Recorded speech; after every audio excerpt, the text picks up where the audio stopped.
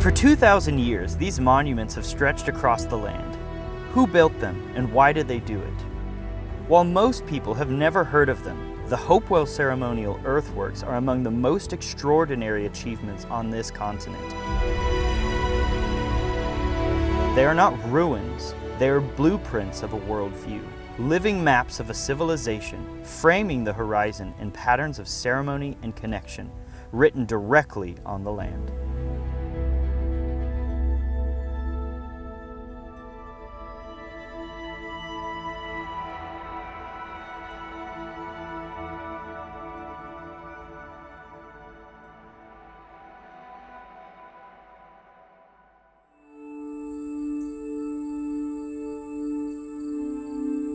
The earth holds memory here. Shapes stretch across the horizon, silent yet alive, carrying the heart of those who lived and gathered here long before me. I am aware of the hands that shaped it, the care with which each earthwork was made, and the stories written onto the land itself. You don't need names or signs to feel it. Every ridge, every curve, every horizon carries the presence of ancestors. And in walking here, I become part of that story, carrying forward a connection that never ended.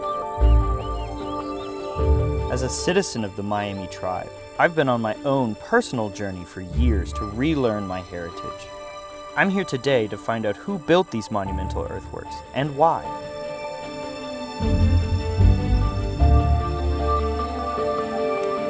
Hi, Brad. Hi, Brett. Logan, wonderful to see you. It's wonderful to see you guys.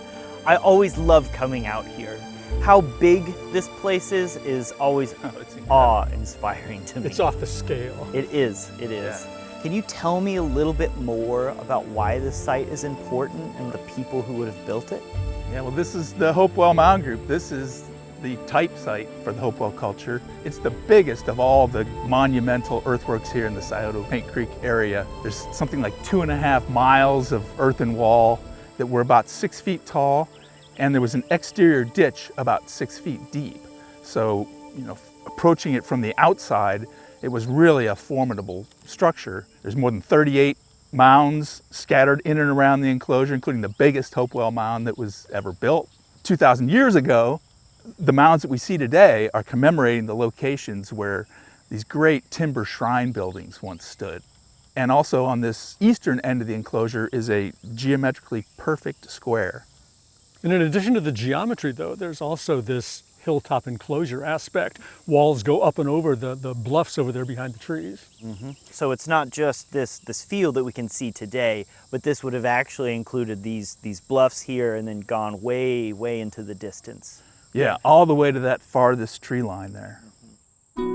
Hopewell ceremonial earthworks are masterpieces of indigenous landscape architecture. They're places that encode the beliefs, the worldviews, and the lives of indigenous people 2,000 years ago onto these landscapes in ways that are, similar across sites, but always unique. They were built by a Native American culture, ancestors of today's tribes, as gathering places for people coming from not only the local vicinity, but from far across the continent. They came from different walks of life. They weren't speaking the same language, but they could work together on this language, the earthwork construction.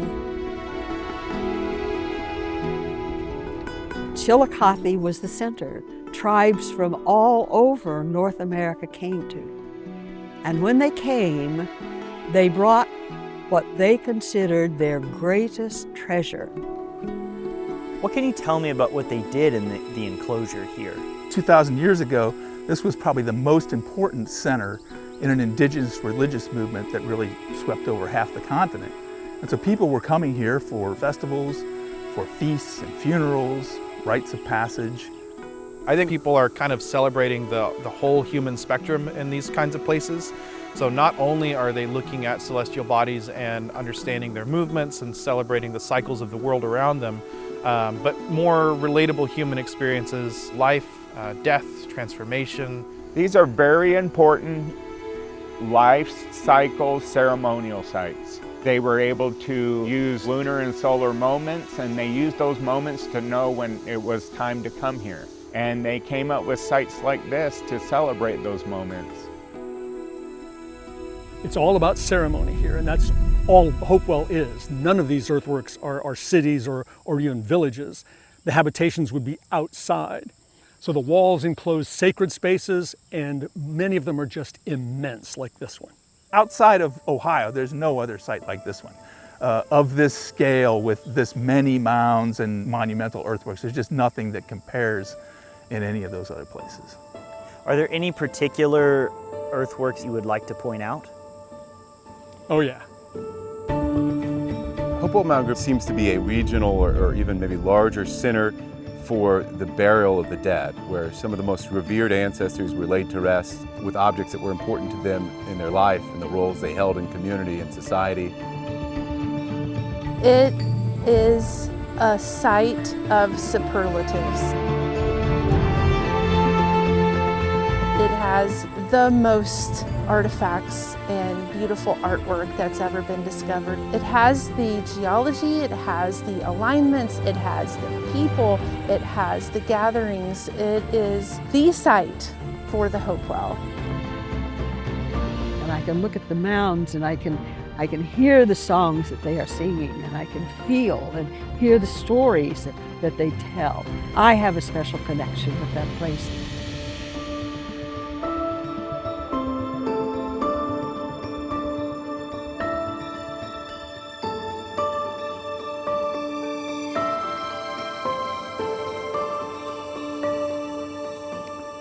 Yeah, so this is Mound 17. This is where two really spectacular offerings were made here 2,000 years ago. When it was excavated, there were 3 clay basins. 2 of them were just chock full of these amazing ceremonial offerings. Can you tell me a little bit about that early archaeological study of this place? How were these items found? It first came to the attention of the scientific world really in 1820. Caleb Atwater published a map and description of this site. Fairly crude, but it was the first sort of recognition that these monumental earthworks were out here in the Ohio Valley. 20-some years later, the very famous Squire and Davis came here. They recorded many of these sites for the first time, or more completely than those before them. And in many ways, their maps that they produce are some of the most accurate that we know of today. And in some instances, they're the only record that exists for some of these sites. The first volume published by the Smithsonian Institution, mid-1840s, was called Ancient Monuments of the Mississippi Valley, and it was about the Hopewell culture earthworks in Ohio. In that way, American archaeology got its beginning through excavation and study of the Hopewell ceremonial earthworks. The place really gets on the map in 1891 when Warren King Moorhead comes here. He rolls up in 2 wagons with a crew of about a dozen men, and they set up camp just like about 100 yards right over there. And they'd been sent here by Frederick Ward Putnam of Harvard, and he was organizing the World's Columbian Exposition, which is going to be in Chicago in 1893. And one of the intents of that exposition was to show that America had antiquities every bit as fabulous as things that you might see in European museums. For the time, it was the most remarkable excavation to be known in terms of the objects that were recovered and removed, mostly that were interred next to ancestors and then ultimately exhibited in Chicago. And millions of people visited that exhibit and came to recognize the amazing achievements that the indigenous people who built this place made. So at what point does the ceremonialism get called Hopewell? Well, it starts about the time when Moorhead arrives here in 1891. This land was owned by Cloud Hopewell.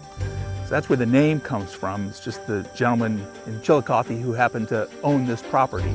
Moorhead begins to refer to Hopewell mounds and the Hopewell earthwork. And of course, Moorhead had just come from excavations in the Miami River Valley.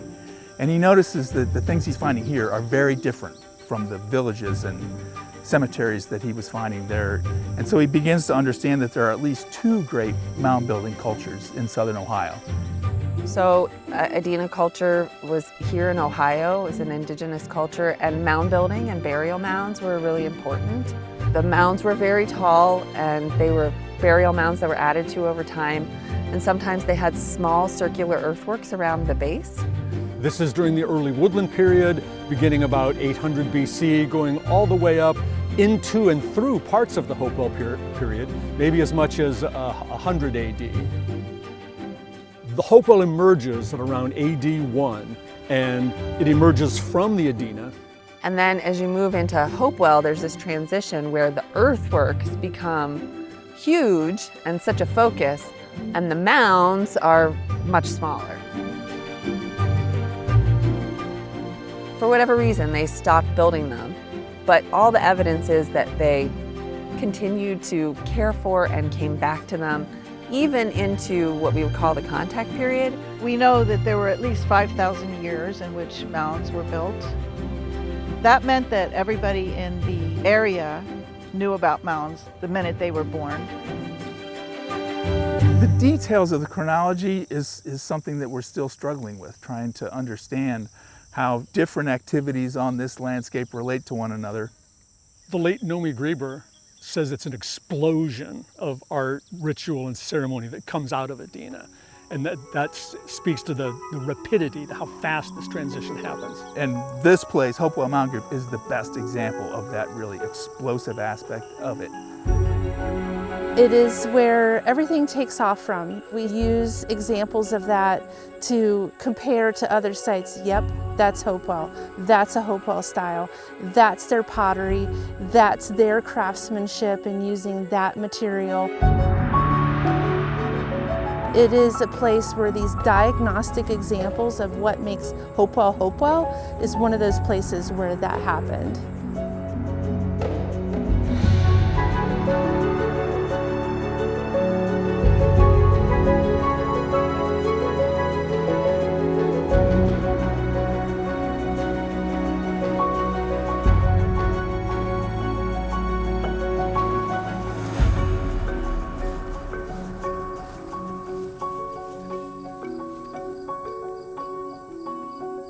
So this is Mound 25 here, and in the foreground here you can see another geometric enclosure, the D-shaped enclosure, it's unusual, that surrounds the biggest mound ever built in Hopewell world. Originally, it stands over a huge ceremonial floor. It's like 500 feet long and 180 feet wide. And then in the center of that gigantic floor was a huge multi-roomed timber structure. We do know there was more than 100 people laid to rest in that building.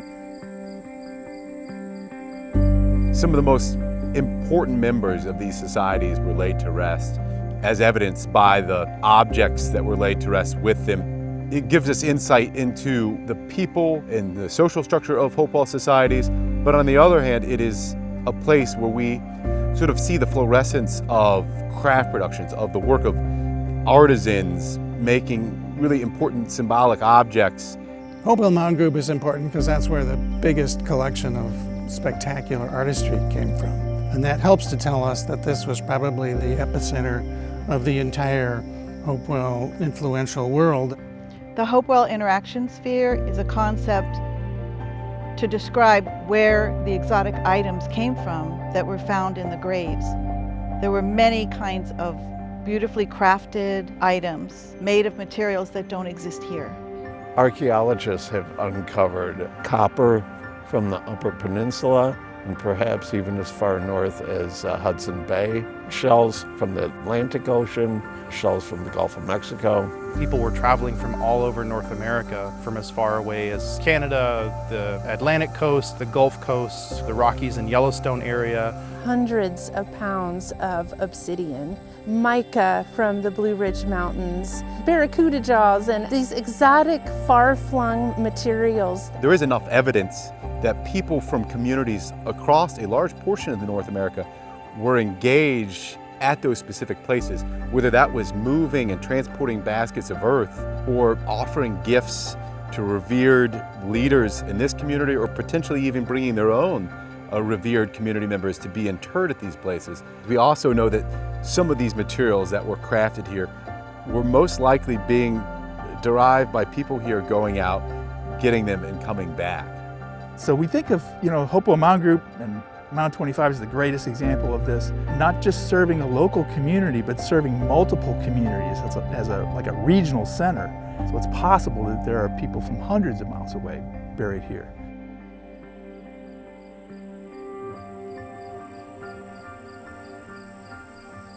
These sites are called Hopewell, but that doesn't really resonate with me because it's just named after one person who happened to have the land, but it doesn't really represent the actual people that would have built these places.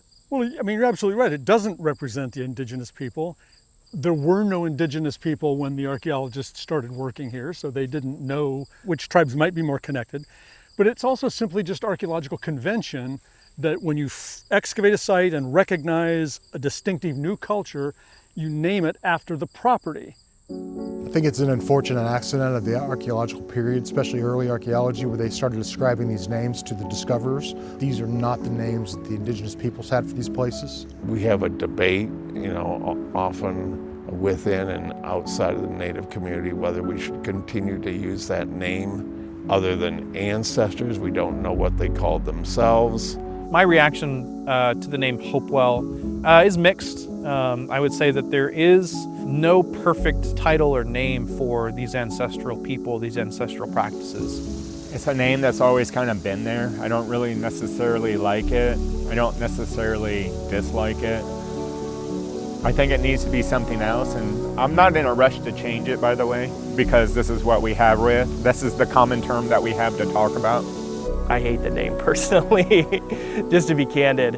It's not representative of my history, my culture, my people, or any of the other tribes that historically have connection to these lands. And I would love to come up with some sort of intertribal name. The complexity is that all of the tribal governments were removed from Ohio in the 19th century. So there are many Native people who live in Ohio, but their governments aren't located here. 45, 50, 55 tribes have a connection to Ohio, but when we talk about 2,000 years ago, which of those tribes has the right to say what name we should use, or which group of tribes, that's a lot of hard work that's in front of us. In the discussions over World Heritage, we were talking about the name Hopewell Ceremonial Earthworks. Some of the tribes just didn't like it, and we tried to get them together. I think you were involved in that. Mm-hmm. And people could not come up with a possible answer, so they said, let's keep it as a placeholder name until we can come up with something better. We're using this name, but we know it's not the name that they would have referred to themselves. And that's something that our tribal partners have asked us to try to do, is make that separation, make that distinguishment of what this name actually represents. I think as entities, states, the feds, international community, tribal nations, as we continue to talk and collaborate on these sites, it allows us to maybe change it one day, find a more appropriate term. And I think the greater public and archaeology as a whole should challenge itself to come up with a different name for these sites that are indigenous sites. They're beautiful inscriptions into the earth that tell stories of the indigenous people that lived here over time. I can understand those thoughts, but we have waited so long to get recognition at all that I think it would be more dangerous to now try to change that. So there might be a time where we have a consensus around a particular kind of word that might be used to rename the sites, but for right now, it's the word that's being used. I do think that is an important part of the conversation is keeping those communications open and changeable if the tribes eventually do come up with a name that they deem as better and more accurate. Yeah, many tribal people, having been removed to Oklahoma centuries ago, have never visited these sites and these earthworks. And as those reconnections and connections build and grow, this conversation is going to continue.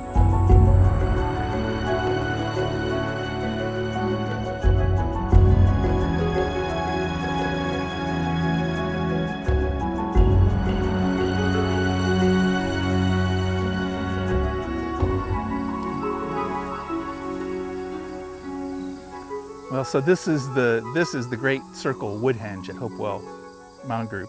It's an interesting thing because it reflects some of the changes that have been happening in archaeology over the past few decades. In 1848, Squire and Davis mapped this feature, but then over the next 50 years, it was entirely plowed away. So when Moorhead gets here in 1891, he scrawls on his version of Squire and Davis's map, obliterated. As part of the lead up to the World Heritage nomination, ran into a partnership with the German Archaeological Institute out of Berlin. And they had been experimenting in Europe with landscape scale magnetic surveys. Magnetometry had been used in North America since probably the 1950s on a small scale with single handheld instruments. Today, archaeologists, they have many tools in their basket.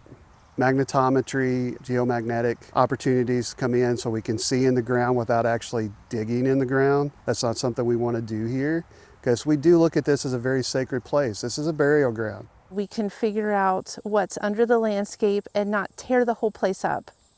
And that tool has helped uncover how were these people building them, how were they surviving, how were they thriving, and what else is there? So we had actually contracted at many of our sites in 2013 with Ohio Valley Archaeology to do these landscape scale geophysical surveys. And so the Germans sort of took that up a scale, and they did it in a much more efficient manner. They brought a towed cart with 16 magnetometers spaced at quarter-meter intervals that's towed behind a vehicle. And over the course of about 3 weeks, we were able to survey the entire Hopewell Mound Group. And it turns out from this magnetic data that there's all kinds of wooden architecture, timber post circles, wooden buildings, and lots of pit features that were probably used for cooking. So if you can imagine standing here 2,000 years ago, you'd be in the middle of this wooden post circle. There's probably an earthen embankment and then this outer ditch. Within its boundaries were these 4 large cooking features, what archaeologists traditionally call earth ovens, that were set in the exact center of this circle. And from the middle between those earth ovens to the northwest gateway is actually an alignment with the summer solstice sunset. And archaeologists have come to believe that this is a place where individuals gathered to share ceremony. 4 large ovens of that scale could probably provision hundreds of people. And again, it's a whole different view of what Hopewell was about. It's not all about burial mounds and those kind of activities. These people had rich, varied lives just like ourselves. These places are amazing, but they're also places that people were buried. They are home to things that were never really meant to be seen again. How do you guys see archaeology going forward? How do you hope it goes forward as it reckons with its own past? The tragedy of most of the archaeology that was done here at Hopewell Mound Group and other Hopewell sites is it was done after Indian removal. Traditionally, it has been about Euro-Americans inserting their hands and minds into our ancestral places and practices and trying to piece together this puzzle, but it is a mono-perspective. Archaeology is beginning to understand that there are pieces of that puzzle within our modern tribal communities that hold value, and that's where a lot of the connections started. Today, archaeology in the United States, at least, is part of anthropology. So it's focused on people and culture and understanding how people lived, and not just about finding their stuff. Whatever these items may be coming from, the purpose of burials were to leave them there. You wouldn't want to go to your grandmother's grave, dig her up, and put her on display. They're not time capsules. They're not supposed to be opened up. The field is actually changing, and we are communicating, and we're having friendships, and we're having long-term projects, and the attitudes change, and we see the attitudes change over time with things like NAGPRA. The Native American Graves Protection and Repatriation Act, or NAGPRA, was a law that was passed in the 90s that was a first effort by the federal government to require museums, organizations that were stewards of indigenous artifacts or individuals' remains to get them back into the ground, or to work with tribes today to consult about what would be the appropriate care or stewardship. It seeks to kind of safeguard our cultural legacy from being destroyed by these destructive practices. I worked for a long time for the National Park Service, and as a federal agency, we were required to consult with American Indian tribes under NAGPRA to decide what should become of the human remains and belongings that were excavated from places like this. And that forced us into a conversation. During the initial period when NAGPRA was passed, and in the period sort of immediately following it, as a museum curator, I felt that we were robbing the world of this amazing story. Archaeologists dig up ancient human remains all over the world, and it's a way of learning more about those people. It's a way of wanting to learn their stories. You find out that men and women in Hopewell society had very close statuses. You can find out aspects about their health, how long they lived. We would never be able to tell the stories of the regalia that were associated with them. I had to actually go out and consult with indigenous people to meet them, to learn their stories, to hear why they felt so aggrieved, before, like, it dawned on me that, yeah, they're right. And we need to do this, and this is the way forward. So yeah, I made a big sea change myself over that period. Now, we are seeing people and organizations who are trying to take a step back and rethink the whole relationship from the ground up. How can we get tribal people involved from the very beginning? My career started actually after NAGPRA had been around for many, many years. On one hand, I came into a sort of intellectual community that I think had already gone through a lot of evolution around this issue. But on the other hand, I think it engenders this notion that, you know, things are going to continue to change and hopefully improve as time goes along. We see a lot of participation, and I don't see it going away, I only see it growing. And I think that is really great because I really like the story being told. I like what's being celebrated right now. But to me, it means that we're only at the beginning of this. If there's to be an American archaeology in the future, it's going to be an archaeology that is done in full collaboration with indigenous people, and that's the key. That's the key to fixing what was wrong with American archaeology for hundreds of years.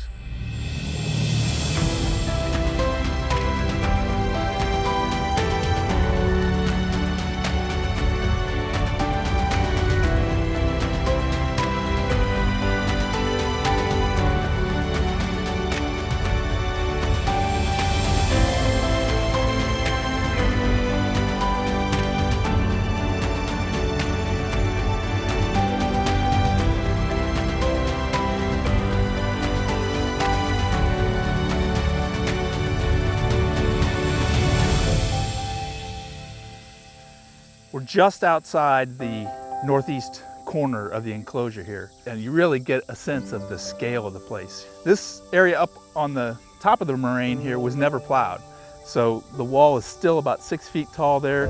So now that this is on the World Heritage List, what does that mean for these sites?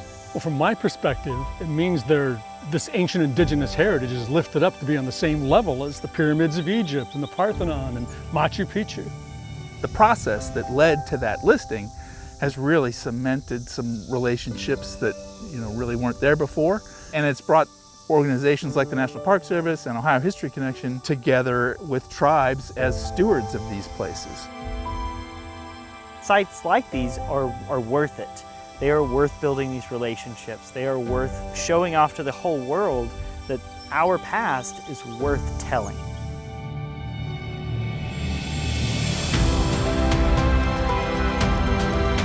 Not just archaeological sites to us. They are sacred things that are still alive to us.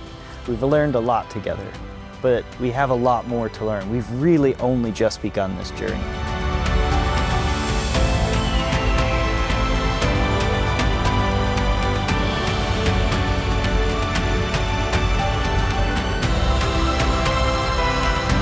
Hopewell Earthworks Stories Written on the Land is funded in part by the America 250 Ohio Commission.